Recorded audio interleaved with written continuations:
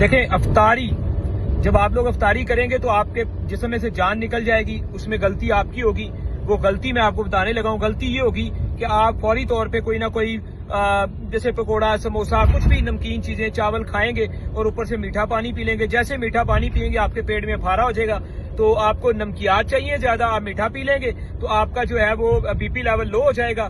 ٹھیک ہے جی. اور میٹھا زیادہ استعمال کرنے سے اور مغرب پڑھنے کے بعد آپ کے جسم میں جان نہیں ہوگی کہ آپ خوشو خضو کے ساتھ عشاء کی نماز پڑھ سکیں یا تراویحیں پڑھ سکیں. تو بہتر ہے یہ غلطی مت کریں کہ آپ جو ہے وہ میٹھا پانی غلطی سے بھی سحری میں یوز نہ کریں. جسے بہت زیادہ شوگر کی کریونگ ہوتی ہے، شوگر لو ہوتی ہے، وہ میٹھے کے طور پہ تھوڑی بہت ویسے چینی زیادہ کھا لے یا میٹھے میں کوئی سوجی کا حلوہ بنا لے جو تھوڑی دیر تھوڑا سا کھا کے پھر آدھے گھنٹے کے وقفے سے تھوڑا تھوڑا کھا لے. ٹھیک ہے جی. کوئی اپنے لیے کھیر بنا کے رکھ لے. اس سے کھیر سے جیسے زیادہ بہتر ہے کہ وہ گاجر کا حلوہ آج کل موسم ہے وہ بنا کے رکھ لے. پھر اس کے بعد برفی لا کے رکھ لے. وہ یعنی کہ کم مقدار میں زیادہ طاقت کی چیز کھائیں میٹھے کے طور پہ.